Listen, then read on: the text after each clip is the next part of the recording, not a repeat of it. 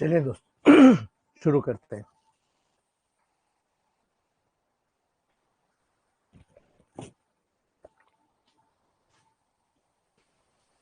आज हम सबसे पहले टिप्स की बात करते हैं।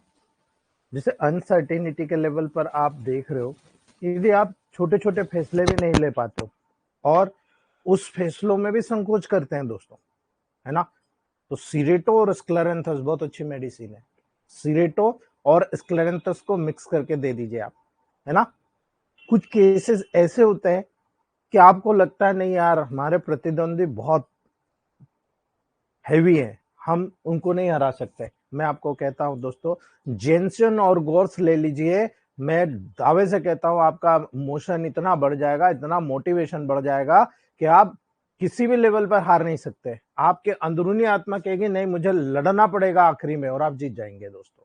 ठीक है, याद रखना, यदि आपको अपने जीवन का उद्देश्य नहीं पता है, अगर आप किसी व्यक्ति को देखते हो कि ये आदमी बहुत एक्टिव है लेकिन उसको उसके जीवन का उद्देश्य नहीं पता है दोस्तों, वाइल्ड ओट दे देना आप उसको। वाइल्ड ओट, वाइल्ड ओट देने से तुरंत उसको पूरी बॉडी में ऐसा सेंसेशन आएगा कि उसके माइंड पर स्थिरता का भूत चढ़ जाएगा कि बस मुझे ये करना है, ये मेरा जीवन का उद्देश्य है ना, है ना। यदि आप मानसिक थकान से पीड़ित हो, आपकी प्रेरणा की कमी से जूझ रहे हो, यानी आप बहुत ज्यादा थक गए कि यार अब मैं नहीं कर सकता, मुझे कोई प्रेरणा ही नहीं दे रहा है, कोई मुझे स्टिमुलेट ही नहीं दे रहा है, कोई मुझे मोटिवेशन ही नहीं कर रहा है ना, हॉर्न बीम बहुत मदद करता है दोस्तों। हॉर्न बीम को यहां पर दे दीजिए, बहुत ही शानदार रिजल्ट आपको दिखाएगा दोस्तों, है ना। याद रखना, ये ब्लेज पावर जो बेज फ्लावर मेडिसिन होती है, ये आपकी मानसिक स्पष्टता को उपचार करता है, यानी आपके आत्मविश्वास निर्णय लेने की क्षमता को प्रदान करने में सहायक होता है दोस्तों। इसीलिए याद रखना, जब भी आपको अंदरूनी तौर से आदमी कम नजर आए तब ये कॉम्बिनेशन यूज करना जो मैं बताने जा रहा हूं, है ना। अगर आप सामान्य रूप से किसी भी प्रकार से अनिश्चितता को दूर करने की कोशिश करेंगे, तो याद रखना दोस्तों, इसको बोलते हैं जनरल अनसर्टेनिटी रिलीफ, है ना। सीरेटो, स्क्लेरेंथस और जेंशियन, याद रखना, सीरेटो, स्क्लेरेंथस एंड जेंशियन, ये 3 मेडिसिन होती है जो बहुत डीप में जाकर काम करती है दोस्तों। यानी क्यों सीरेटो क्यों यूज किया?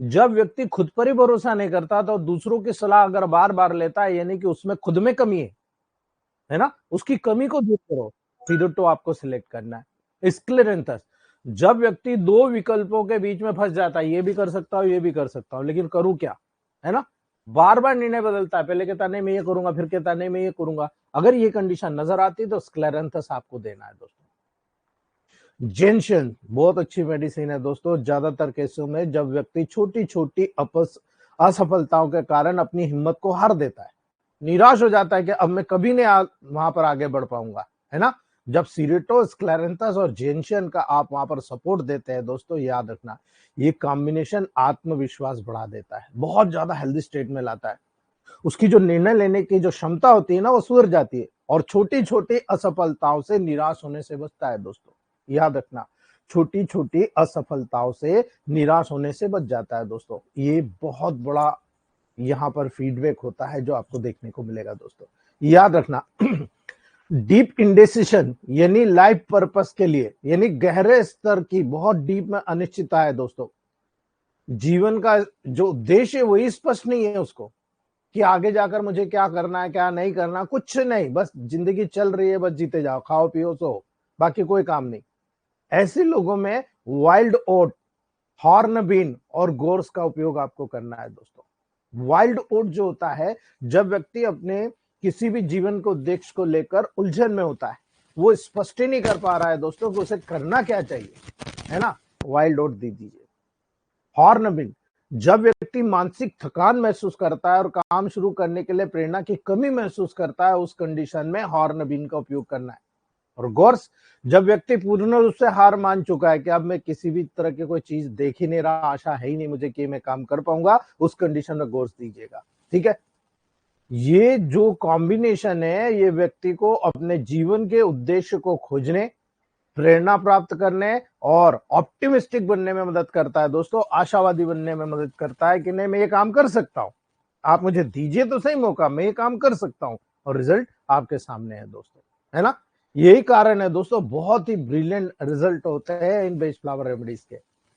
Fear of making wrong decision, है ना, गलत निर्णय लेने का डर, आत्मसंदेह दूर करने के लिए बहुत ही ब्रिलियंट मेडिसिन के रूप में आपके सामने आता है ना। लार्ज हो, क्रिएटो हो और स्क्लेरेंथस, याद रखना, लार्ज, क्रिएटो और मतलब सिरेटो और आपका स्क्लेरेंथस, ये 3 मेडिसिन बहुत अच्छा काम करता है दोस्तों। लार्ज, जब व्यक्ति आत्मसंदेह से ग्रस्त हो, अपने खुद के ऊपर विश्वास नहीं करता, कोशिश करने से पहले हार मान लेता है ना, ऐसे कॉम्बिनेशन में लार्ज बहुत महत्वपूर्ण है दोस्तों।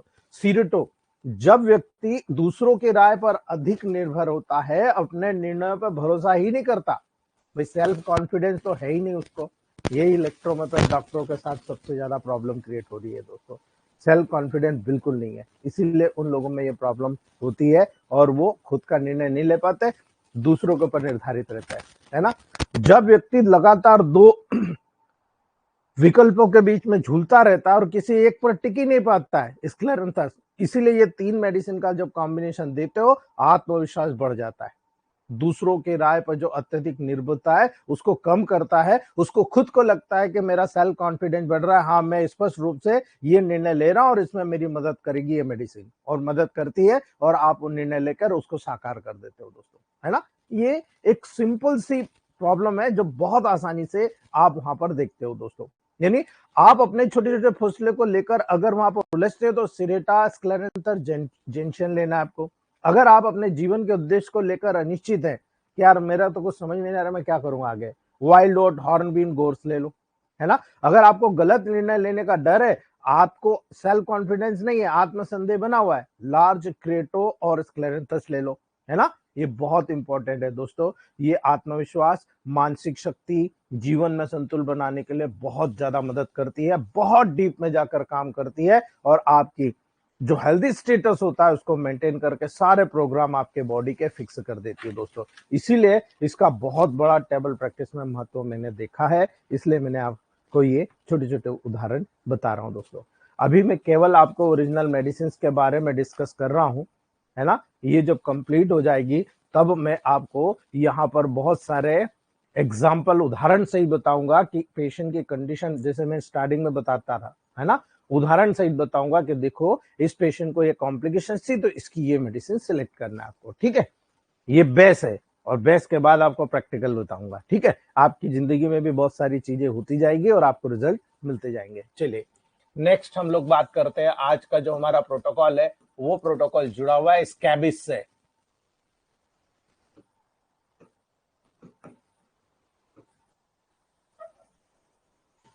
स्कैबिस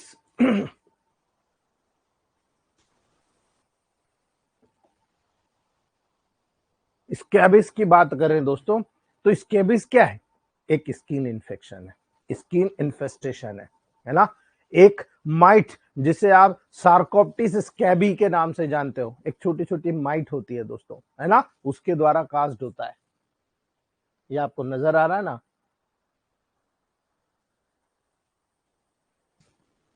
है ना। इसको बोलते हैं सार्कोप्टिस स्केबाई, है ना। ये सार्कोप्टिस स्केप्टाई आपको स्किन के लेवल पर घुस जाएगी और वहां पर बहुत ही ज्यादा आपकी प्रॉब्लम क्रिएट करेगी, इचिंग की, है ना। ये माइट्स पेशेंट की स्किन पर रिप्रोड्यूस होती रहती है, स्किन के ऊपर दोबारा फर्टिलाइज होती रहती है। यदि मतलब आप जो केस को अनट्रीटेड रखते हो दोस्तों, तो ये माइक्रोस्कोपिक माइट पेशेंट की स्किन पर कई मंथ तक जीवित रह सकती है ना। स्किन के ऊपर कई महीनों तक जीवित हो सकती है। और याद रखना, यहां पर हमारा जो स्किन ऑयल होता है वो इतना जबरदस्त काम कर रहा है दोस्तों, हर प्रकार के स्किन डिसीज को रिकवर करने का काम करता है। और इसीलिए मैं आपको बता रहा हूं, ये जो पेशेंट होता है जिसको ये इस प्रकार की कंडीशन होती है, लगातार अगर आप उसको उपयोग करेंगे तो याद रखना, जो माइट्स लगातार खुजली क्रिएट कर रही है, लंबे समय तक जीवित हो रही है, उनके जीने की क्षमता खत्म हो जाएगी और जैसे भी मरेगी आपकी स्कैबिस खत्म हो जाएगी दोस्तों। याद रखना, कई बार ऐसा होता है कि ये स्किन के नीचे वाली लेयर में घुस जाती है और घुस करके वहां पर स्किन के अंदर डर्मिस वाले रीजन में, सब क्यूटेनियस रीजन में पहुंचकर वहां पर अपने अंडे देती है दोस्तों, है ना। इसी के कारण एक बहुत ही सिंपल, ये एक प्रकार से फॉरेन मैटर आपकी बॉडी में जा रहा है, इसीलिए एक इची रेड रेशेस कॉज होता है। जब आप यहाँ पर कंडीशन देख रहे हो तो एक इची, ये जो कंडीशन है, ये जो इचिंग कंडीशन है एक रेड रेशेस के रूप में आपकी स्किन के ऊपर डेवलप होता है दोस्तों, और ये बहुत डेंजरस होता है दोस्तों। पेशेंट खुजाल खुजाल कर पूरा ब्लडी हो जाता है ना। बहुत ही हाईली कंटेजियस कंडीशन होती है, आसानी से एक व्यक्ति से दूसरे व्यक्ति में डायरेक्ट स्किन कांटेक्ट के माध्यम से पास हो जाती है। यानी आप देख रहे हो और हाथ लगा लिया तो आपको भी चली जाएगी दोस्तों, है ना। ये इन्फेक्टेड क्लॉथिंग यानी कपड़ों के माध्यम से, बेडिंग यानी बिस्तर पे सोने के माध्यम से बहुत इजीली ट्रांसमिट होती है। इसीलिए जब आप होटलिंग करते हो, होटल में जाते हो, आप एक जगह से दूसरी जगह होटल में जाते हो तो उस होटल के लेवल पर आप चेक कर लीजिएगा कि वहां स्किन माइट्स की कंडीशन तो नहीं है, इचिंग की कंडीशन तो नहीं है, क्या बिस्तर धुले हुए या नहीं धुले हुए, है ना। याद रखना, इन्फेक्टेड क्लॉथिंग और बेडिंग के माध्यम से आप ट्रांसमिटेड करते हुए देखते हो इस इन्फेक्शन को, है ना। यद्यपि स्कैबिस परेशान करने वाली होती है ना, बहुत परेशान कर देती है, लेकिन ये पीड़ा के यूजुअली इफेक्ट को आप इफेक्टिवली इलेक्ट्रोमेपैथ में ट्रीट कर सकते हो। बहुत इजीली ये ट्रीटमेंट किया जा सकता है दोस्तों, है ना। प्राय मेडिकेशन के द्वारा स्कैबिस माइट्स और उसके एग को किल किया जा सकता है यदि आपको आता है दोस्तों। स्कैबिस वास्तव में बहुत ही कॉन्टेजियस होता है दोस्तों। डॉक्टर ऐसे सभी व्यक्ति का ट्रीटमेंट रिकमेंडेड करते हैं दोस्तों जो स्कैबिस वाले पेशेंट के फ्रीक्वेंटली कांटेक्ट में रहे। यानी आपके परिवार में आपको स्कैबिस हुई और आपके परिवार वाले आपके कांटेक्ट में, तो आप सबका ट्रीटमेंट वहां करिए, अन्यथा एक के बाद एक के बाद एक के बाद आप देखते जाइए, वहां पर फ्रीक्वेंट होता रहेगा दोस्तों, है ना।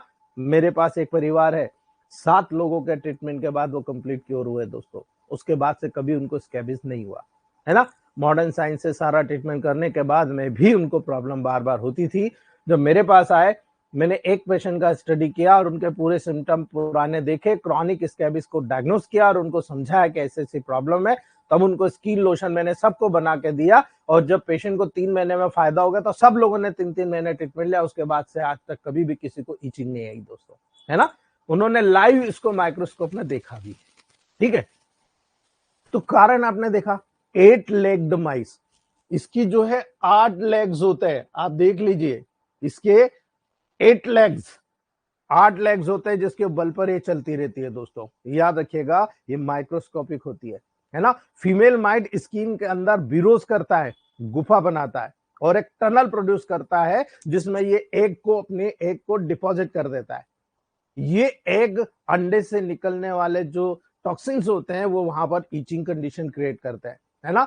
ये माइट के लार्वा धीरे धीरे पेशेंट के सरफेस के अंदर अपना वर्क करते रहते हैं, जहां पर ये मैच्योर होते हैं और मैच्योर होने के बाद पेशेंट की स्किन के अंदर डिफरेंट, है ना, एरियाज में स्प्रेड हो जाता है। स्किन के अंदर ही अंदर डिफरेंट एरियाज में स्प्रेड हो जाएंगे, इसीलिए तो पूरे स्किन में खुजली आती है ना। बहुत सारे लोग होते हैं जिनकी स्किन पर ये स्प्रेड होती है दोस्तों। इसीलिए माइट्स की एग्स और उसके जितने भी वेस्ट के कारण एलर्जिक रिएक्शन उत्पन्न होती है दोस्तों, इसी के परिणाम स्वरूप स्कैबिस और इसकी इचिंग होती है। स्कैबिस और इचिंग इसी कारण होती है दोस्तों, है ना।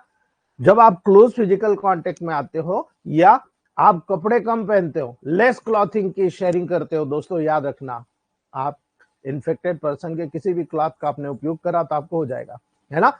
बेड को शेयर करते हो, यानी आज मैं सोया था, कल तू कल सो जा, है ना। किसी भी एक इन्फेक्टेड पर्सन के साथ माइट को स्प्रेड करना बहुत आसान है दोस्तों। यही कारण है आप डॉग्स, कैट्स, ह्यूमन सभी में माइट्स स्वयं के डिस्टिंक्ट स्पीसीज के द्वारा अफेक्टेड होता है ना।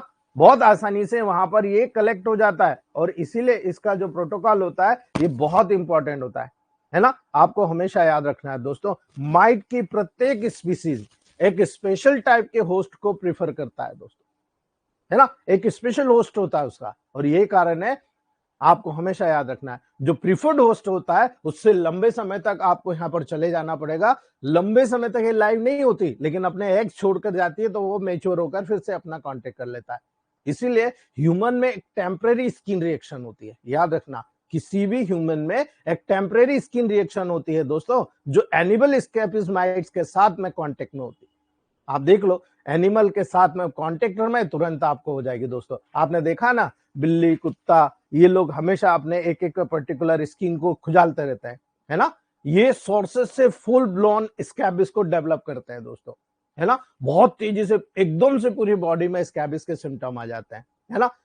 जैसे ये ह्यूमन स्कैबिस माइट के साथ कांटेक्ट आने में डेवलप करते हैं, ऐसे ही एनिमल्स में भी ये कैरेक्टर डेवलप होता है दोस्तों। इसीलिए जब सिम्टम देखते हो, स्कैबिस के साइन और सिम्टम जब देखते हो ना दोस्तों, वो बहुत इंपॉर्टेंट होता है ना। इचिंग प्राय सीवियर यूजुअली नाइट में बहुत ज्यादा वर्स हो जाती है। स्कैबिस का अगर आप पर्टिकुलर फीचर देखोगे ना तो नाइट में बहुत जबरदस्त डेवलप होती है ना। इसीलिए याद रखना दोस्तों, थिन इरेगुलर बिरोज ट्रैक बनाता है, बहुत ही पतली, है ना। स्किन पर बम या टीनी ब्लिस्टर का निर्माण करता है, यानी स्किन के नीचे घुस जाता है और एक उभार पैदा कर देता है दोस्तों। याद रखना, ये बिरोस या ट्रैक्स टिपिकली स्किन के फोल्ड्स में अपीयर होता है। ये जो स्किन के फोल्ड्स जहां जहां होते हैं ना, उस फोल्ड्स में सबसे ज्यादा अपीयर होता है, क्योंकि वहां स्किन लूज होती है दोस्तों। बाकी जब जगह पे क्या होता है, वहां पर पर्टिकुलर जो स्किन होती है वो बिल्कुल फ्लैट होती है। इसीलिए जब ये वहां पर स्किन के फोल्ड में अपीयर हो गया तो हमारे बॉडी के किसी भी पार्ट में स्किन के अंदर जा सकता है दोस्तों। इसीलिए एडल्ट में और जो ओल्डर चिल्ड्रंस होते हैं, इसके भी सबसे ज्यादा पाया जाता है। याद रखिएगा इस बात को। फिंगर के बीच में, आर्म पिट्स में, स्किन के फोल्ड्स में जब ये अपीयर होता है दोस्तों, तो आपको हमेशा याद रखना है, हमारी बॉडी के किसी भी पार्ट में फिर फैल सकता है। इसीलिए याद रखना, जब आर्म पिट में आपके वेस्ट के चारों तरफ, व्रिस्ट के इनसाइड के साथ अंदर की तरफ यहां पर, है ना, इनर एल्बोस पर, ये आपके एल्बो जॉइंट है, इसके अंदर की तरफ दोस्तों, है ना। फीट के सोल्स में जो जगह होती है वहां पर, ब्रेस्ट के चारों तरफ, मेल जेनाटल एरिया के चारों तरफ, बटक्स पर आप जो बैठते हो, नीस पर, शोल्डर ब्लेड्स पर बहुत ज्यादा फैल जाता है दोस्तों। और यही कारण है, यदि पेशेंट को स्कैबिस पहले से रही होती है दोस्तों, तो जो साइन और सिम्टम का एक्सपोजर होता है ना, कुछ ही दिनों के अंदर ही डेवलप हो जाता है। लेकिन अगर फर्स्ट टाइम होता है तो थोड़ा सा टाइम लगता है, और उसके बाद जब ये वहां पर मेच्योर होता है तब वहां पर पेशेंट को स्कैबिस डेवलप करता है दोस्तों, है ना। 6 वीक से ज्यादा लगते हैं, याद रखना आप। अगर फर्स्ट टाइम हो रहा है ना तो 6 वीक्स से ज्यादा लगते हैं दोस्तों। ये ध्यान में रखने वाली बात होती है कि उस समय स्कीबिस को स्प्रेड कर रहे होते हैं, इसलिए आप वहां पर किसी भी लेवल पर साइन और सिम्टम को देखने पाएंगे। 6 वीक के बाद में अचानक रैशेस डेवलप होता है और स्कैबिस के साइन आपके सामने आते हैं, ठीक है। याद रख लेना, जब फिजिकल एग्जामिनेशन करोगे तो आपके गट्स होना चाहिए, आपका नॉलेज होना चाहिए कि हाँ साहब इस प्रकार के इरप्शंस डेवलप हो रहे हैं। ये इरप्शंस पूरी बॉडी में खास एरियाज में अगर फैल रहे हैं और बहुत ज्यादा इन्फेक्टेड है, आप समझ जाइए स्कैबिस हो चुका है ना। याद रखना, एक ही प्रोटोकॉल बता रहा हूं, जनरल टॉनिक सॉरी गैंग्रीनॉल forte super, top class result मिलेगा, टॉप क्लास, सिंगल मेडिसिन से रिजल्ट ले सकते हो आप।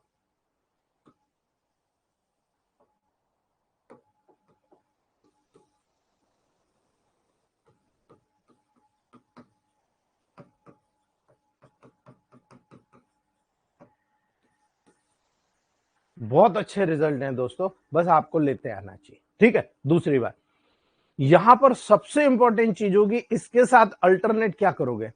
इसके साथ अल्टरनेट करने की जरूरत पड़ती है दोस्तों S1L1W को नेगेटिव। क्यों?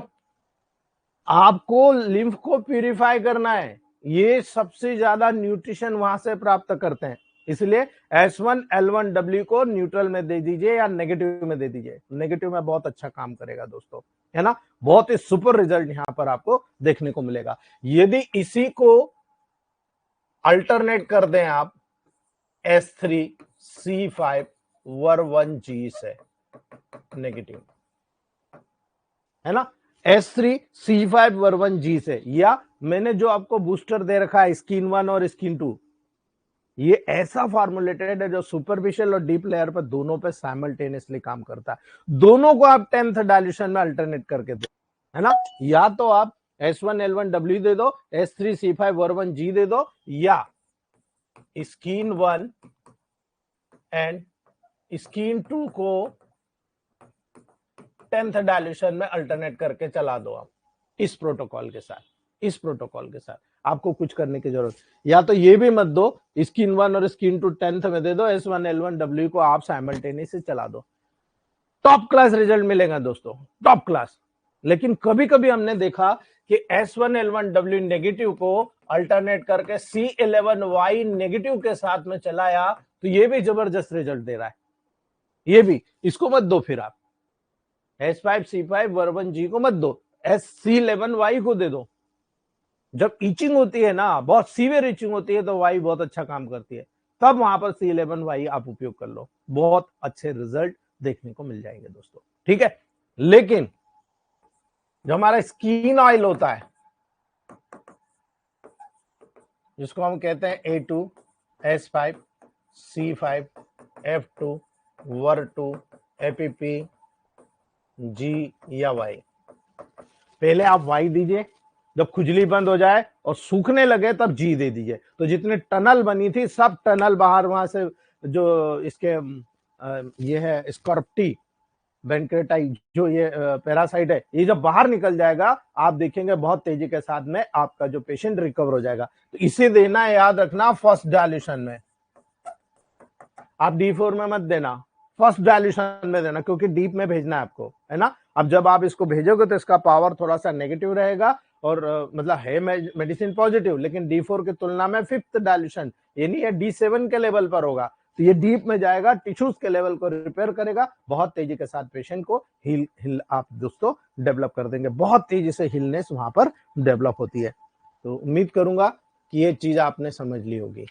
बहुत इजी क्योरेबल है स्कैबिस, बहुत आसानी से किसी भी पेशेंट को आप क्योर कर सकते हो, ये मेरा मानना है। छोड़ना नहीं दोस्तों, एक भी केस आपको छोड़ना नहीं है, अगर आपने छोड़ दिया तो आपने बहुत कुछ खो दिया, ठीक है।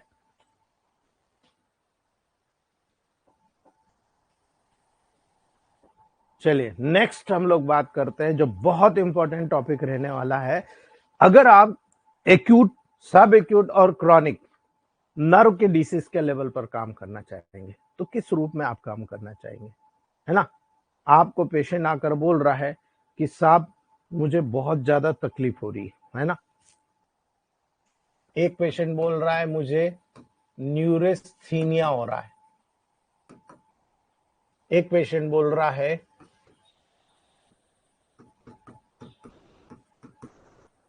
मुझे न्यूरोसिस हो रहा है।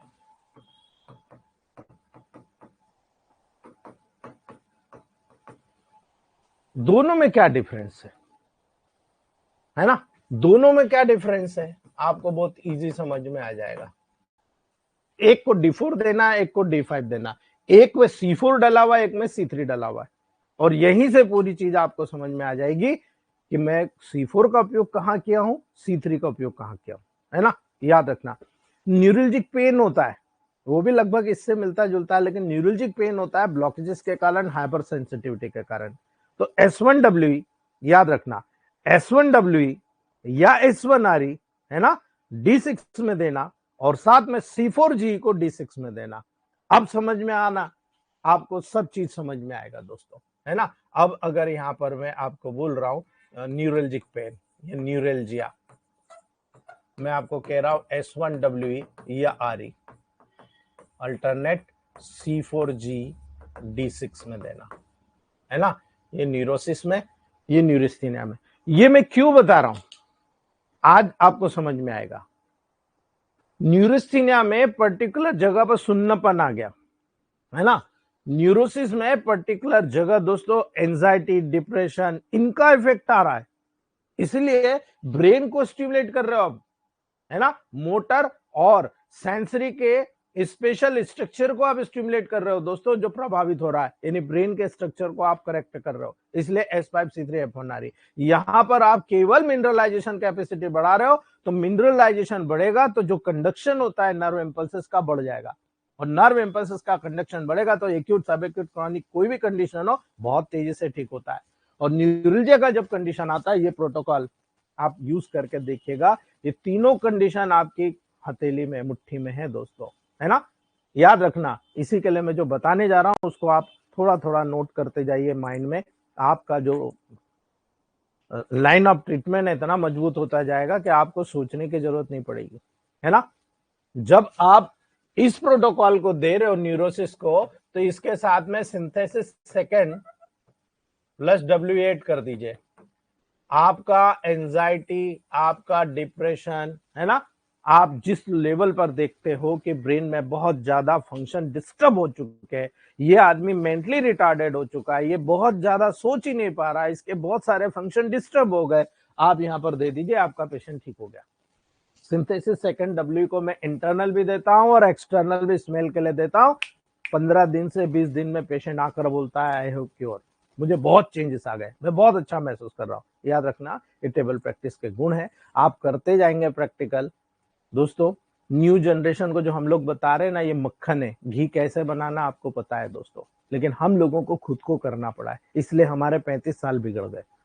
याद रखना दोस्तों, कोई भी MBBS डॉक्टर जब निकलता है ना, तो उसे कुछ नहीं आता, वो जो प्रैक्टिस करता है, इंटर्नशिप करता है 1 साल 2 साल, तब आता है। लेकिन तब भी अगर वो बहुत ही स्टैंडर्ड वे में करता है, तब उसको बहुत आता है। हर MBBS की प्रैक्टिस नहीं चमकती, वैसे ही हर इलेक्ट्रोमैथ की प्रैक्टिस नहीं चमकेगी दोस्तों, है ना। Basis of classification of nerve fibre इसी बेस पर डिपेंड है, आपको याद रखना है। नर्व फाइबर के 6 डिफरेंट मेथड के द्वारा क्लासिफाइड किया जाता है, याद रखना। इसीलिए मैं ये बात बताया आपको, यहां पर 6 डिफरेंट टाइप्स होते हैं जिनके अकॉर्डिंग नर्व फाइबर को डिवाइड किया जाता है, और इसीलिए अलग अलग लेवल पर जब काम कराना है तो मेडिसिन भी अलग अलग आपको सिलेक्ट करना है, क्वालिटी ऑफ मेडिसिन अलग अलग आपको जाएगी। एक में देखो D4 आ रहा है, एक में D5 आ रहा है, एक में D6 आ रहा है ना समझ में आपको। अगर यही चीज आप फर्स्ट, सेकेंड और थर्ड डायल्यूशन में लेंगे तो बहुत ही डीप में जाकर काम करेंगे, है ना। याद रखना, यदि नर्व को न्यूट्रिशन की जरूरत है, D4 देना है। अगर न्यूट्रिशन के साथ में थोड़ा सा नर्वाइन देना है तो फर्स्ट में देना है। अगर उसको न्यूट्रल करना है लेकिन थोड़ा सा डीप में देना है, तो इससे दोगुना मेडिसिन हाई आपको जाएगी, है ना।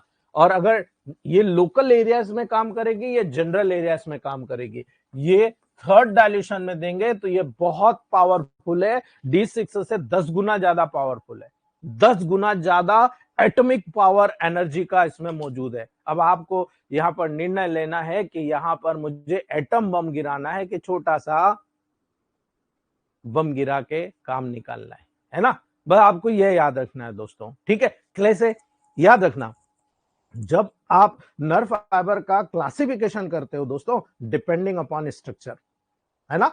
यानी सबसे पहला नर्व फाइबर आप देख रहे हो, उस नर्व फाइबर का स्ट्रक्चर क्या है, स्ट्रक्चर के बेस के आधार पर नर्व फाइबर दो प्रकार के होते हैं, है ना। और यहीं से शुरुआत होती है आपके न्यूरोलॉजी की मास्टर बनने की।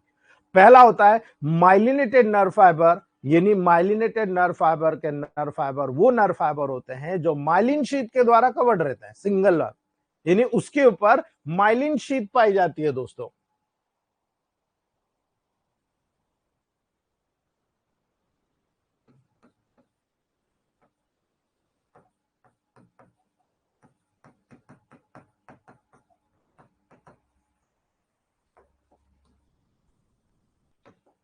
जब माइलिन शीथ की कोटिंग होगी तो इसका एक अलग स्टैंडर्ड होता है, अलग जगह काम होता है। बहुत सारे न्यूरोलॉजिकल पार्ट होते हैं आपके बॉडी में जहां माइलिन शीथ वाले नर्व फाइबर पाए जाते हैं, यानी माइलिनेटेड नर्व फाइबर पाए जाते हैं। और माइलिनेटेड नर्व फाइबर का अपना एक महत्व होता है दोस्तों। क्या महत्व होता है आगे डिस्कस करेंगे। दूसरा होता है नॉन माइलिनेटेड नर्व फाइबर, यानी ये नर्व फाइबर ऐसे नर्व फाइबर होते हैं दोस्तों जिनमें माइलिन शीथ नहीं पाई जाती, यानी ये माइलिन शीथ के द्वारा कवर्ड नहीं होते। सिंगल भाषा में स्ट्रक्चर के आधार पर नर्व फाइबर दो प्रकार के पाए जाते हैं। आपकी पूरी बॉडी के स्ट्रक्चर के आधार पर नर्व फाइबर दो प्रकार के पाए जाते हैं। जहां इंटरनल काम है और बहुत इंपॉर्टेंट काम है, जहां नर्व इंपल्सेस का अपना महत्व होता है, वहां पर माइलिनेटेड नर्व फाइबर पाए जाते हैं। और जहां पर बहुत ज्यादा लंबे लंबे फाइबर पाए जाते हैं, वहां माइलिन शीथ का डेवलपमेंट होना बहुत मुश्किल होता है। तो जो नॉन माइलिनेटेड फाइबर पाए जाते हैं वहां पर पाए जाते हैं दोस्तों, ठीक है। याद रखना, स्ट्रक्चर के आधार पर बताया। दूसरी बात, क्लासिफिकेशन डिपेंडिंग अपॉन डिस्ट्रीब्यूशन, यानी आपकी बॉडी में कहां डिस्ट्रीब्यूट है उसके आधार पर अगर आप देखोगे तो वहां पर आपको नजर आएगा कि नर्व फाइबर, ये जो क्लासिफिकेशन होता है, इसीलिए आपको यहां पर याद रखना है दोस्तों। ये देखिए आप, एनाटॉमिकल नर्व फाइबर, ये फंक्शनल क्लासिफिकेशन, ये मैं एक एक करके आपको बताने जा रहा हूं दोस्तों। क्लासिफिकेशन डिपेंडिंग अपॉन डिस्ट्रीब्यूशन, यानी नर्व फाइबर डिस्ट्रीब्यूशन के बेसिस के आधार पर भी दो प्रकार के होते हैं, है ना। बहुत इजीली है दोस्तों, बहुत इजी आपको समझना है, और इजी समझोगे तभी आप प्रोटोकॉल का बेस उठा पाओगे, है ना।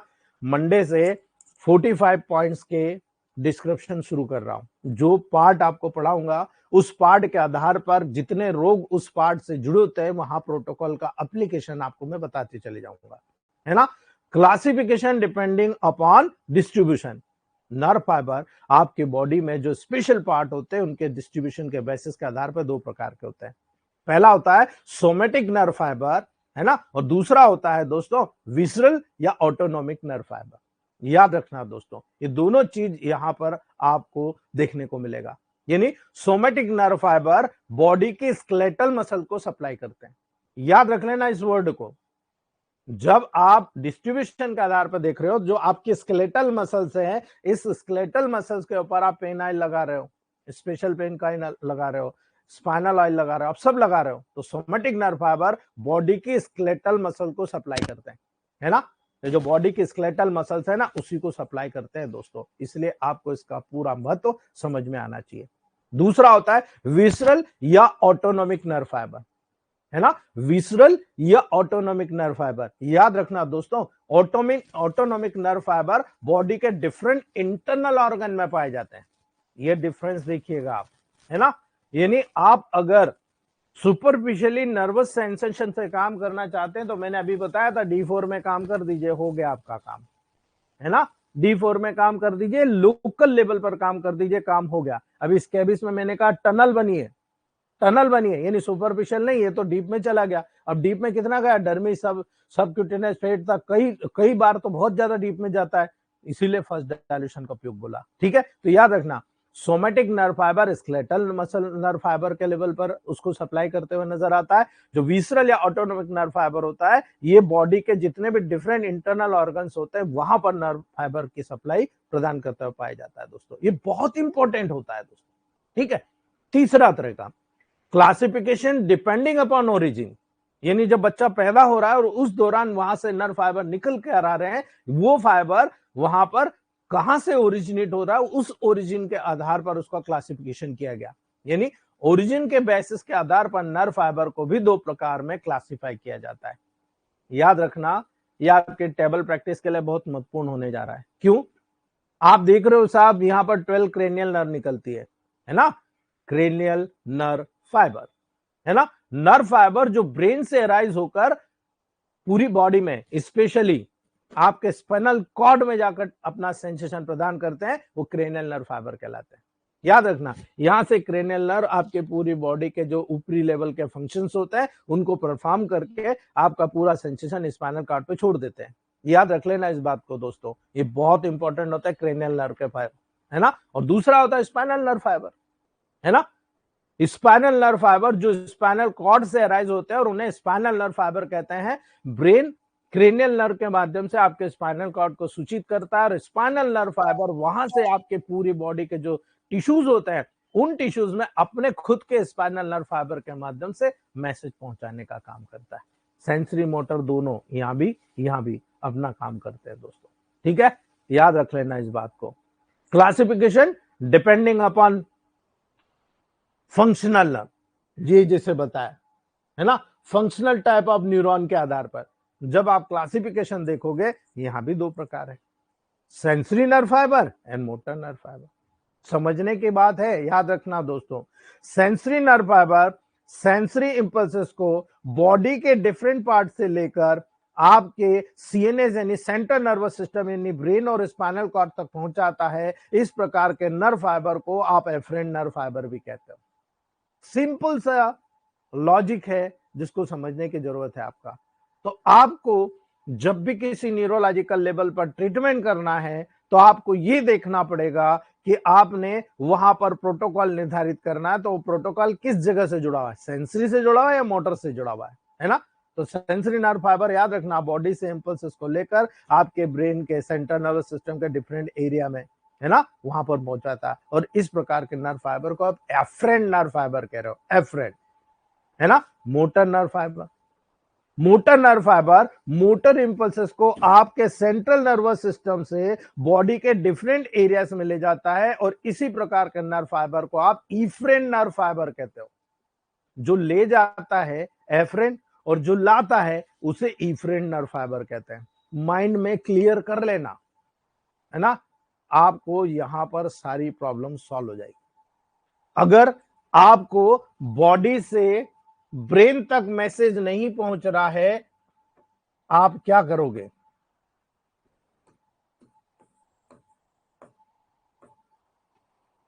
बहुत ज्यादा सेंसेशन पहुंच रहा है, कम करोगे तो क्या करोगे? क्लियर कट इंडिकेशन कर लेना दोस्तों। लेकिन अगर न्यूट्रल करना है, सीधा डब्ल्यू का प्रयोग करना, ठीक है।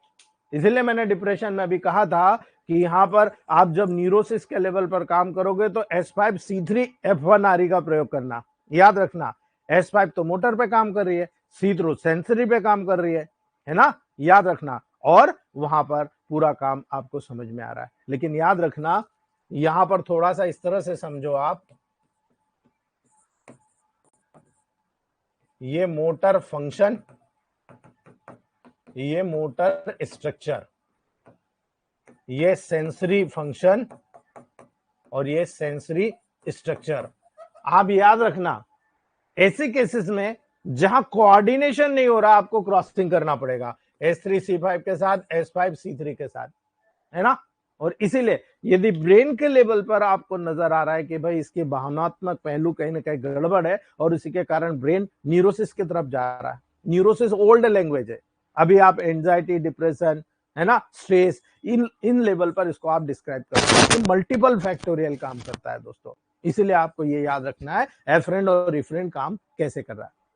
क्लासिफिकेशन पांचवा, डिपेंडिंग सिक्रेशन ऑफ न्यूरोट्रांसमीटर।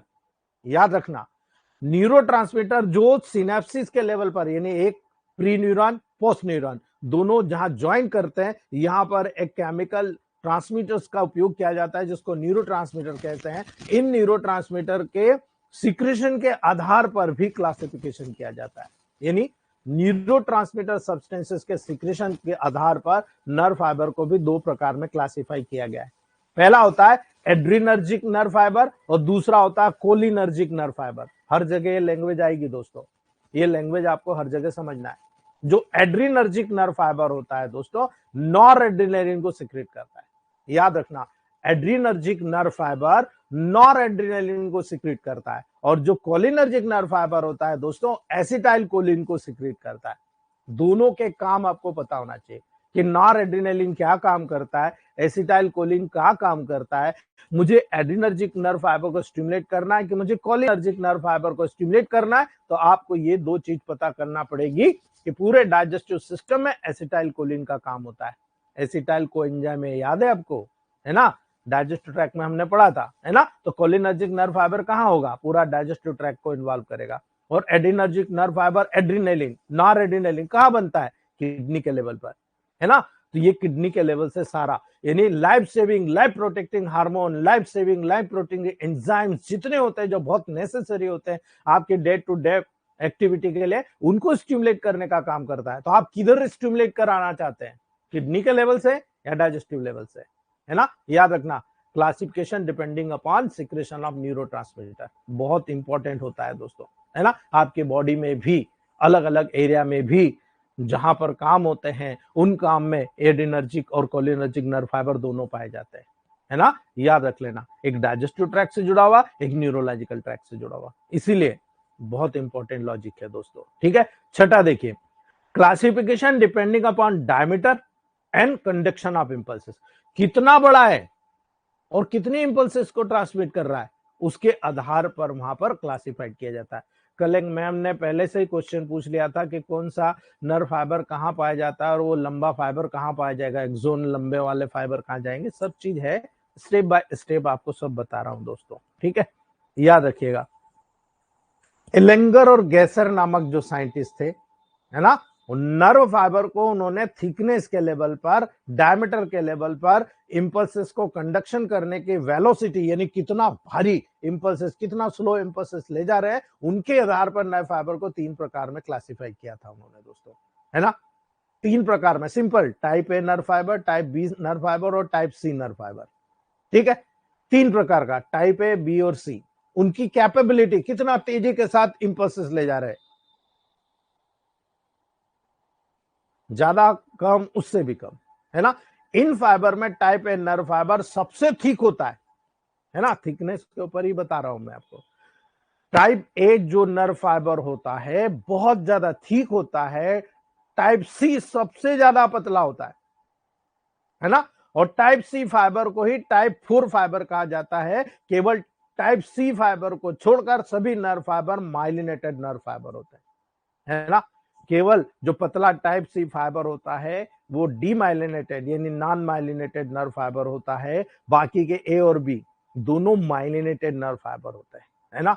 और माइलिनेटेड होते हैं तो आप समझ सकते हो कि उनका फंक्शन कितना इंपॉर्टेंट होता है, नर्व इंपल्सेस का कंडक्शन बहुत फास्ट होता है, याद रखना इस बात को, है ना। इसीलिए टाइप ए नर्व फाइबर को भी यहां पर उन्होंने जब और स्टडी किया तो बॉडी में बहुत सारे modified type A nerve fibre पाए गए, तो उन्होंने उनको कहा कि टाइप ए अल्फा या type 1 nerve fibre, type A beta या type second nerve fibre, type A gamma nerve fibre या टाइप थर्ड नर्व फाइबर, और टाइप ए डेल्टा या स्पेशल इसको नर्व फाइबर के रूप में यहां पर प्रदान किया गया नाम दोस्तों। इसलिए याद रखना, ये बहुत इंपॉर्टेंट हो जाता है कि नर्व इंपल्सेस की वेलोसिटी कितनी है।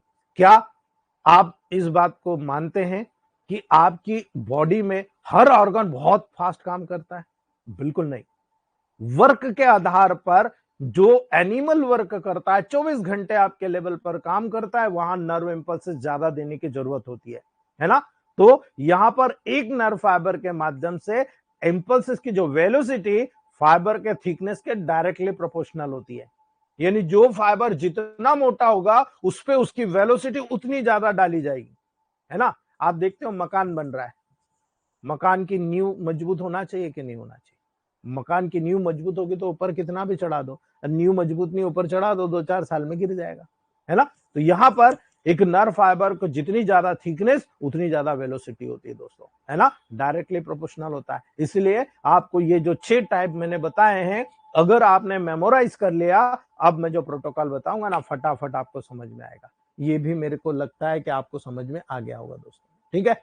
उम्मीद करूंगा ये छोटी सी टिप्स है जो आपको यहाँ पर लीगली समझ में आ जाए, है ना? अगर समझ में आ गई तो आपको ये भी नजर आ जाएगा कि मैं आपको बार बार कहता हूं कि यहाँ पर 1000 का प्रयोग करो, यहाँ पर पॉजिटिव का प्रयोग करो, यहाँ 200 का लेवल का प्रयोग करो, है ना? वो कैसे, है ना?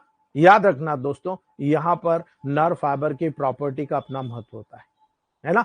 अभी तो आपने केवल क्लासिफिकेशन देखा, आज मैं जो बताने जा रहा हूं वो प्रॉपर्टी है ना? और अगर एक नर्व फाइबर की प्रॉपर्टी आपको पता है तो मेडिसिन की प्रॉपर्टी तो ऑलमोस्ट आपने फर्स्ट पार्ट में कंप्लीटली पढ़ी है।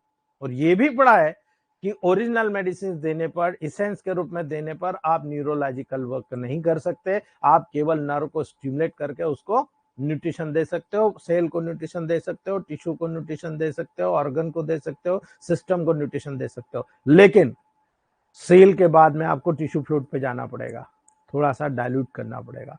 टिश्यू फ्लूइड से आगे आपको पूरे सिस्टम से कनेक्ट करना पड़ेगा, लिंक करते जाना पड़ेगा, तो और आपको नेगेटिव करना पड़ेगा, 3rd, 5th और 10th पे जाना पड़ेगा।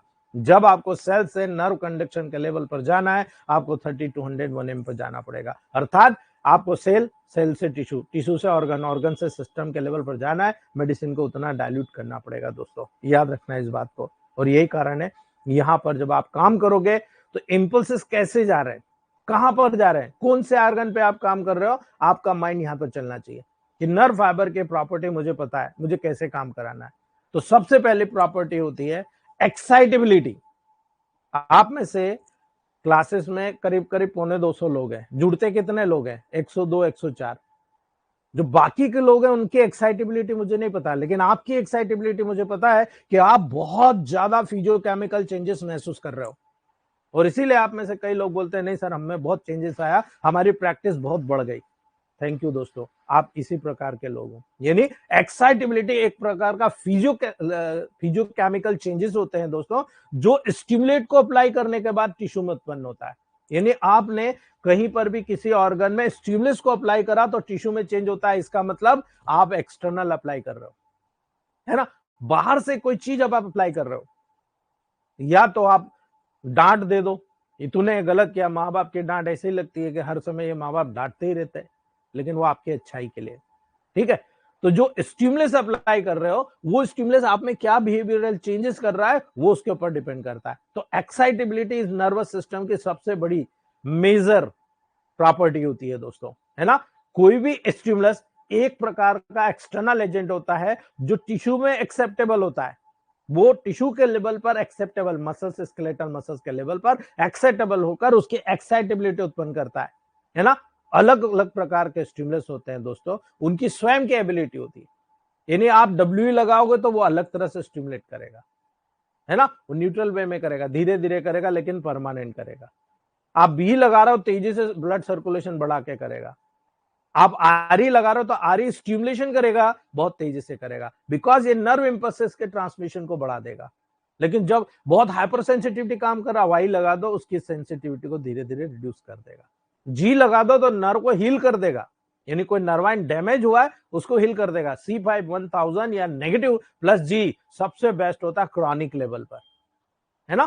क्रॉनिक लेवल पर बहुत जबरदस्त काम करता है, इसीलिए आपको प्रोटोकॉल याद रखने की जरूरत है दोस्तों, है ना? एक प्रकार का एक्सटर्नल एजेंट होता है जो टिश्यू में एक्साइटेबिलिटी उत्पन्न करता है। अलग अलग प्रकार के स्टिमुलस होते हैं, उनकी स्वयं की क्वालिटी या एबिलिटी होती है।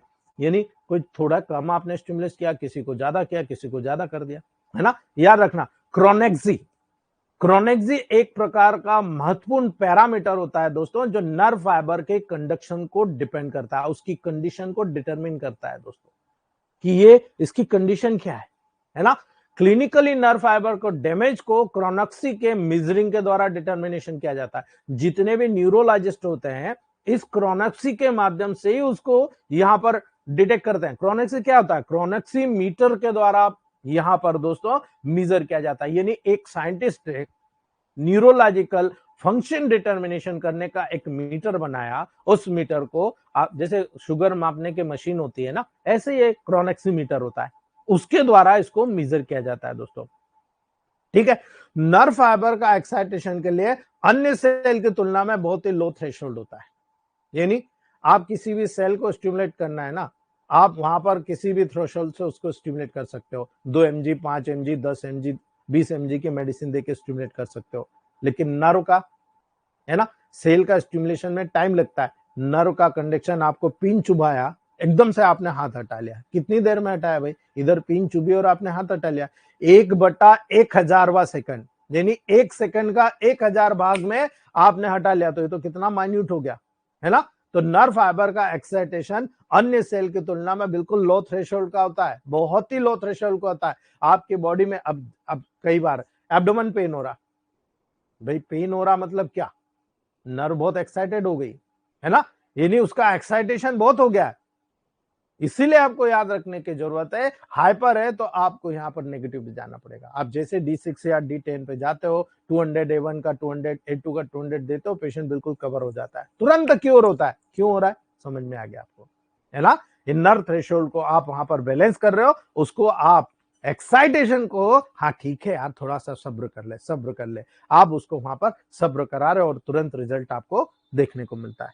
बहुत अच्छा रिजल्ट मिल रहा है दोस्तों। ठीक है। अब सबसे बड़ी चीज होती है, ये हुआ कैसे भाई? कोई स्टिमुलस का रिस्पांस मिला होगा तभी डेवलप हुआ ना। जब एक नर्व फाइबर स्टिमुलेटेड होता है तो स्टिमुलस की स्ट्रेंथ पर बेस्ड होता है। उसकी स्ट्रेंथ क्या है दोस्तों, है ना। दो प्रकार के रिस्पांस डेवलप होते हैं, दो प्रकार के रिस्पांस वहां नर्व फाइबर पर आपको देखने को मिलेंगे दोस्तों।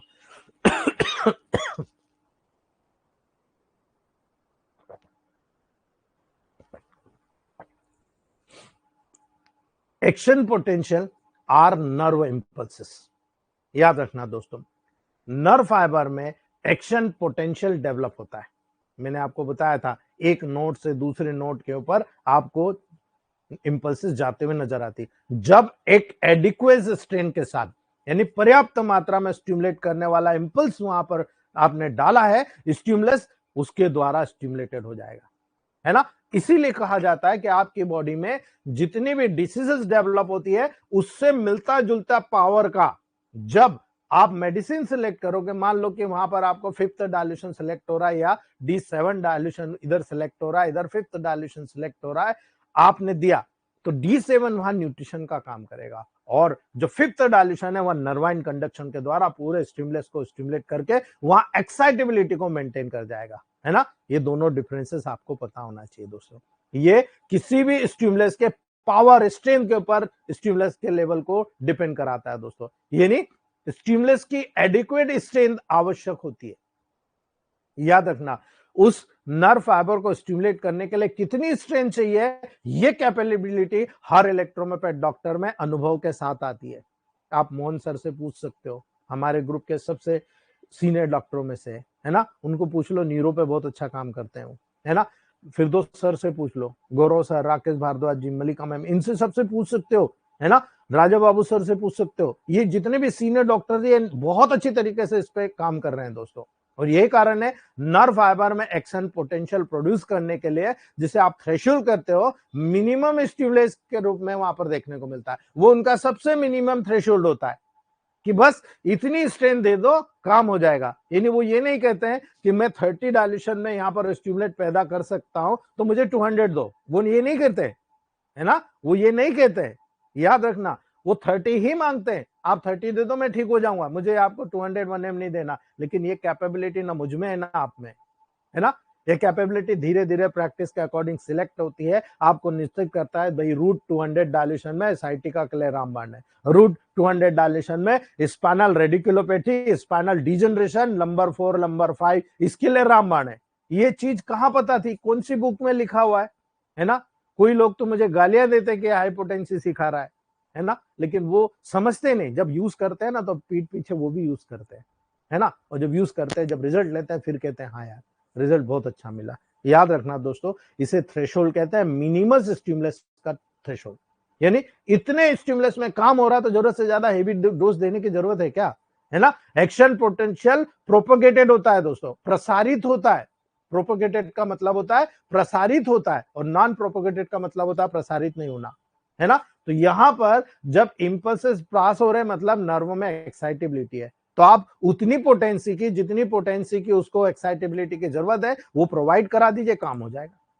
भाई आप उदाहरण देख लो, पैराप्लेजिया हुआ, हेमीप्लेजिया हुआ, ब्रेन स्ट्रोक का पैराप्लेजिया हुआ, या फिर पर्टिकुलर आपकी पूरी बॉडी में पैरालिटिक इफेक्ट आया, इपिलेप्टिक अटैक आया, है ना।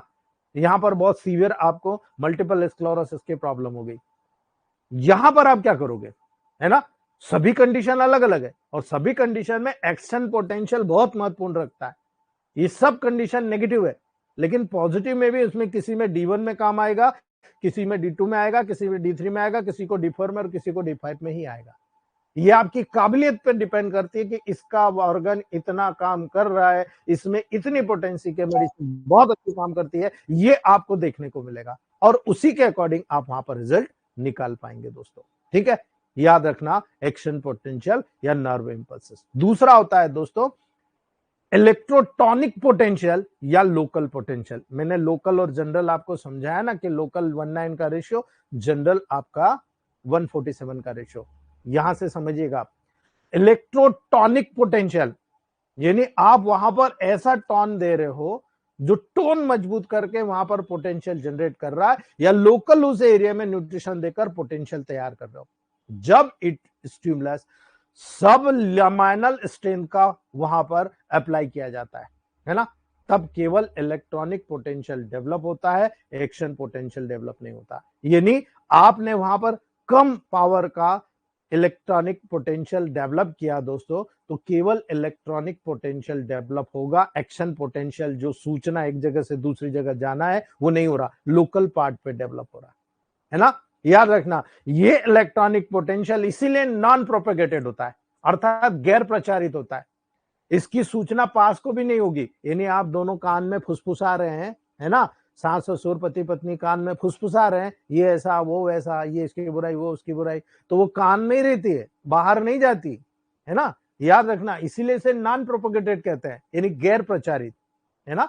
एक्शन पोटेंशियल इसीलिए प्रोपोगेटेड और नॉन प्रोपोगेटेड में डिफाइन किया जाता है ना। ये लोकल होता है, यानी लोकल पार्ट तक आपने स्टिमुलेशन दिया, लोकल पार्ट को मजबूत किया, वो 1:9 रेशियो का फॉलो होता है। याद रखना, 147 में जाओगे तो बहुत सारा आप उस लोकल पार्ट पे भी काम कर रहे हो, साथ में जनरल पार्ट पे भी काम कर रहे हो, है ना। और यही कारण है आज के समय में पेशेंट जो होता है पढ़ा लिखा कम है, समझदार कम है, या डॉक्टर ओवर स्मार्ट है, छोटी मोटी चीजें वो सुनता नहीं, इसीलिए फेल हो जाता है ना। हमें अपनी टेबल प्रैक्टिस में छोटी सी छोटी बातों को समझना है, और उस समझ के आधार पर प्रोटोकॉल बनाना। यू आर द मास्टर, आप वो मास्टर बन गए हो जो कभी भी कहीं भी फेलियर में नहीं जाओगे दोस्तों, है ना। याद रखना, दूसरा ये था एक्साइटेबिलिटी के लेवल पर, आप एक्साइट तो करो, है ना। हम केवल एक्सटर्नल अप्लाई से, इंटरनल अप्लाई से, स्मेल से, नाभि ऑयल थेरेपी से बहुत तेजी के साथ काम करना सीख गए। मैं अभी नाभि ऑयल पे काम कर रहा हूं, देयर आर 25 डिसीज ओनली आपके अम्बिलिकल ऑयल से मैंने क्योर किया है ना। धीरे धीरे इसका स्ट्रेंथ बढ़ाते जा रहा हूं, बहुत ज्यादा स्ट्रेंथ बढ़ाते जा रहा हूं, और धीरे धीरे जब मैं इसका पूरा लीगल बना लूंगा तब आपको बताऊंगा कि मैं ऑयल जो बनाया हूं वो कितना डीप में काम कर रहा है। ठीक है, तो दूसरा होता है कंडक्टिविटी, एक्साइटेबिलिटी, और दूसरा होता है कंडक्टिविटी, कैसे आप कंडक्ट कर रहे हो, है ना। कंडक्टिविटी नर्व फाइबर की वो एबिलिटी होती है जो स्टिमुलेशन के एरिया से अन्य एरिया को नर्व इंपल्सेस को ट्रांसमिट करती है। यानी कोई भी एक एरिया, मान लो ये ऑर्गन है, यहां से आपने सेंसेशन को भेजना है यहां पर, तो इस एरिया में कई चढ़ाव है, कई जगह, कई एरिया के कई पुल बने हुए, वहां से क्रॉस करना है, तो यहां से शुरू हुआ, यहां आया, यहां से शुरू हुआ, दैट इज कॉल्ड कंडक्टिविटी, है ना। इसको कहते हैं कंडक्टिविटी। यानी कंडक्टिविटी नर्व फाइबर की वो एबिलिटी होती है दोस्तों जो स्टिमुलेशन को एक एरिया से उस एरिया के नर्व जो इंपल्सेस हैं उसको दूसरे एरिया में ट्रांसमिट करने का काम करती है। एक्शन पोटेंशियल नर इंपल्सेस के रूप में नर फाइबर के माध्यम से ट्रांसमिट होती है, हमने समझ लिया था। इसीलिए सामान्य बॉडी में दोस्तों जो एक्शन पोटेंशियल केवल एक डायरेक्शन में है ना, केवल एक डायरेक्शन में, इधर से इधर, है ना, नर्व फाइबर के माध्यम से लगातार ट्रांसमिटेड होता रहता है। That is the conductivity of our body. और ये इसीलिए मैंने कहा जब पैरालिसिस हुआ तो आप मुझे बताइए क्या ब्रेन के माध्यम से बॉडी में होने वाले सेंसेशन में या मोटर सप्लाई में अफ्रेंड और इफ्रेंड में किसमें प्रॉब्लम हुई, या आपकी बॉडी से स्पाइनल कॉर्ड और स्पाइनल कॉर्ड से ब्रेन की तरफ होने वाले कंडक्शन में किसमें प्रॉब्लम आई, है ना, किसमें प्रॉब्लम आई, उसके ऊपर डिपेंड करता है दोस्तों। और यही कारण है हम लोग यहाँ पर मार खा जाते हैं, क्योंकि हम लोग इतना डीप में सोचते ही नहीं। हम तो ये बताओ यार प्रोटोकॉल क्या देना, पाटीदार सर ये फलाना फलाना पेशेंट है, टॉपिक की बात नहीं करना, फलाना फलाना पेशेंट है, फलाने फलानी मेडिसिन बताओ आप, है ना। अभी मैं अंतर्यामी हूँ, पेशेंट आपके सामने बैठा है, कंडीशन आपको पता है, आप कह रहे हो ये डिसीजन, ये पैथोलॉजिकल रिपोर्ट है, आप प्रोटोकॉल बता दो। और नहीं बताया तो पाटीदार सर तो बताते नहीं, है ना, बेकार आदमी है। समझ में नहीं आता आप आगे बढ़ना चाहते हो क्या डूबना चाहते हो। ठीक है, ठीक है, कोई क्वेश्चन है तो पूछ लीजिए आप।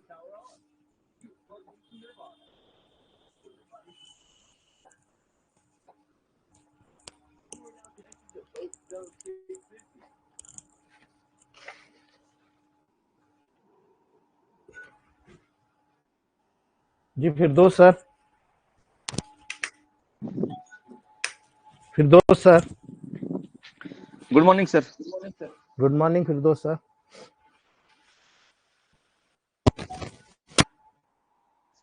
जी फिरदौस सर बोलिए। जी सर, परसों एक केसेस का रिजल्ट आया है, अनअवेलेबल रिजल्ट आया सर, जिसका HIV एंटीबॉडी जो है सो ऐसा में नहीं था, पॉजिटिव में ही जाने वाला था। वो उसको वीजा पूरा क्रॉस कर दिया था, यानी वीजा से नहीं जा सकते आप, बाहर नहीं जा सकते जब तक इसका नॉर्मल नहीं होगा। उन्होंने परेशान था, तो मतलब यानी बताया कि यहाँ उस्मानिया यूनिवर्सिटी मेडिकल कॉलेज जो है, तो वहां बताया इलाज कराने के लिए। तो बोला कि वहां तो बहुत टाइम लगेगा, तो मेरे पास आया। उनका वालिद साहब का इलाज मेरे पास हुआ था पैरालिसिस का, तो ठीक हो गया था। तो मेरे पास आया, तो हम बोले देखो एक काम करो, 15 डेज के मेरे को वक्त दियो, 15 दिन के बाद एक बार चेक कराओ, उसके बाद मालूम होता।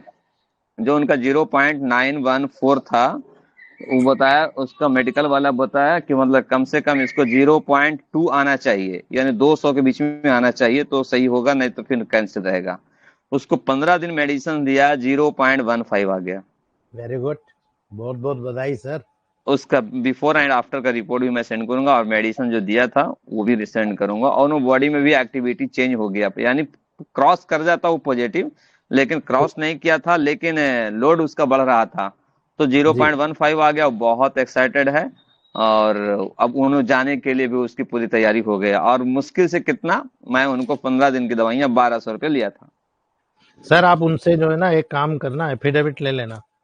जी हाँ, मैं ले लूंगा, बिल्कुल ले लूंगा सर, बिल्कुल लेना सर, ये बिल्कुल बहुत गोल्डन एफिडेविट है, ये गवर्नमेंट की आंख खोलने वाला एफिडेविट होगा सर। बिल्कुल बहुत बिल्कुल बिल्कुल बिल्कुल सर, बिल्कुल सर। बहुत बढ़िया सर। ये इसका आपका पूरा जाता है, हम तो खाली अरे मेहनत जो करने वाला तो आप है सर। अरे ऐसा नहीं है सर, मेहनत करने वालों की कभी हार नहीं होती है। हमको तो आप जैसे ही व्यक्ति चाहिए इलेक्ट्रोमेपैथ में, है ना।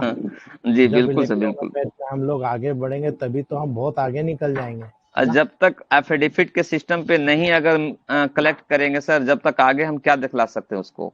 आगे बिल्कुल दिखाने के लिए अगर मांग लिया, बाई चांस यहाँ बोर्ड बने और बोले कि मतलब आप अपना एफिडेविट, जैसे यहाँ पे बहुत सा कॉलेज वाला जो बता रहा है मेरे को, बोल रहा है सर आप अपना फीडबैक कलेक्ट करके रखिए। हम कह रखेंगे तो, लेकिन हम लोग को क्या मिलेगा।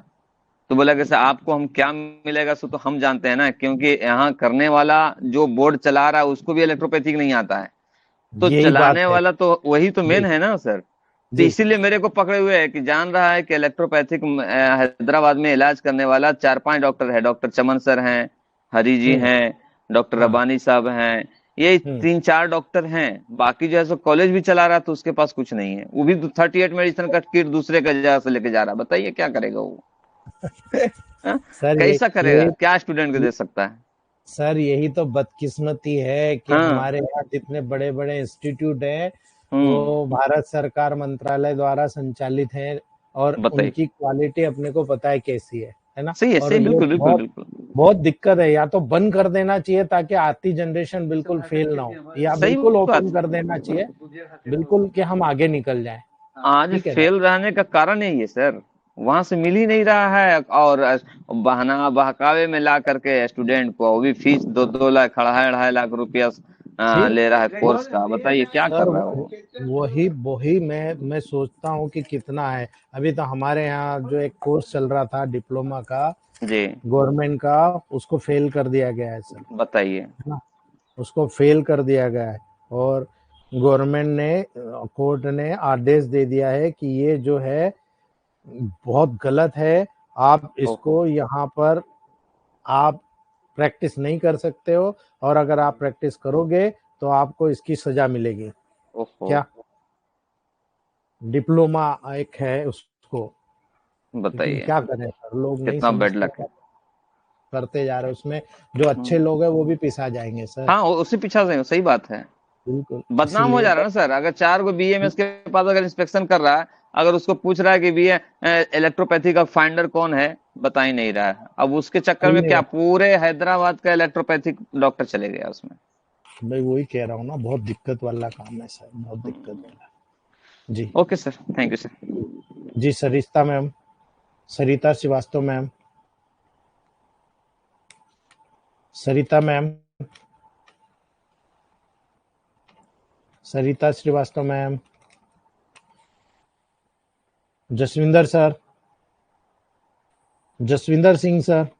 Good morning sir. Good morning Jasvinder sir. Sir कल एक 65 साल की इसका जेंट्स आया था सर। उसको क्या था कि मुंह खोल के सांस ले सकता था सर वो। जी।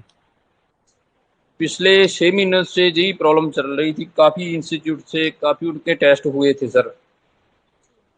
तो उसका सिर्फ आईजीई लेवल ही ज़्यादा था सर, लेकिन कोई फर्क नहीं पड़ रहा था सर उसको।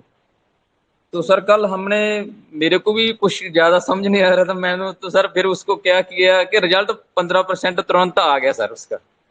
मैंने सर उसको चेस्ट ऑयल अप्लाई किया सर, जी। और हार्ट मसाज दिया, और स्पेनल पर स्पेनल ऑयल अप्लाई किया सर, और पूरी बॉडी पर फिर उसके बाद उसको पूरी थेरेपी दी गई सर, स्पेशल पेन ऑयल की। जी। और सिंथेसिस डब्ल्यू की स्मेल दी गई सर, और साथ में नेजल ड्रॉप डाला गया सर। जी। तो सर उसको 15% फर्क पड़ गया सर आधे घंटे में सर। बहुत बढ़िया सर। तो सर आप मैंने बहुत, उसको बाद में मेडिसिन दे के एक बार रेफर तोड़ दिया, तो पेशेंट खुश था। अब आगे पता चलेगा सर उसका क्या बनेगा सर। सर उसको केवल आप S1C3A3 वर्वन वाई 200 डायल्यूशन में साथ में चालू कर दो, ठीक है। ठीक है सर। और S5 का 10,000 3 डोज दे के उसको रवाना करना, है ना। ठीक है सर। ठीक है सर। ठीक है। Sir, sir ji Kulvir sir, doctor Kulvir Sharma sir,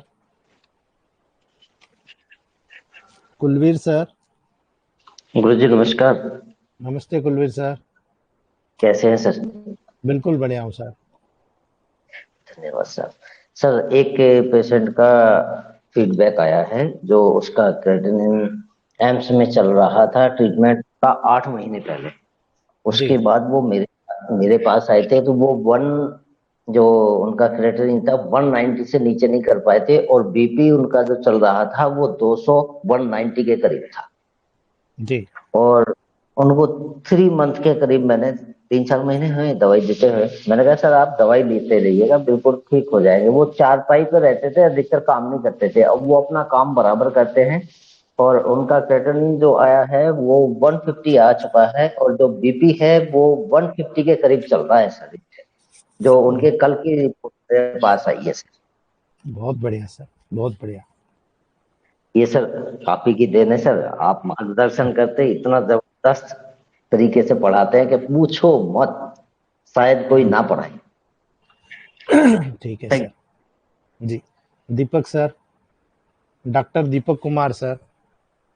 जय मेटी गुरु जी। जय मेटे दीपक सर। सर एक मैंने फोटो डाला था आपको, लेफ्ट ब्रेस्ट में उसको कैंसर था 4th स्टेज का सर। हाँ। आपने प्रोटोकॉल दिया था गैग्रेनाल फोर्ट सेकेंड। हम्म। ठीक है, मैंने उसमें गैग्रेनाल फोर्ट न्यूट्रल कर दिया। देन जी। आपका 5 कैंसर बूस्टर जो है भोला 5, जी। हाँ। उसको 5 पिल्स 100 ml में प्लस बी डाल के दिया उसको मैंने 5 ड्रॉप्स। जी। और जी। 5 ड्रॉप हाफ वाटर पानी में दिया उसको मैंने 4 to 6 जी। टाइम। और जी। तीसरा ट्विस्ट बूस्टर जो है हमारा 200 वो दिया। बाकी और जी। बॉडी और लेफ्ट साइड में उसको स्वेलिंग थी हैंड पे और लेग्स पे। Sir hmm. With in 7 to 8 days में उसकी जो बेचैनी और पेन था वो सबसाइड हो चुका है सर, और स्वेलिंग भी कम हो चुकी जी। बहुत बढ़िया सर। है। ये चीज है सर। अभी तक बहुत मैंने बढ़िया। भोला 4 भोला 5 जो यूज किए हैं वो सिस्ट के आधार पे ही यूज किए हैं। बहुत अच्छे रिजल्ट जी। है सर। बहुत बढ़िया सर, शानदार। थैंक यू बहुत सर। बधाई सर जी। गोपाल जी, डॉक्टर गोपाल जी।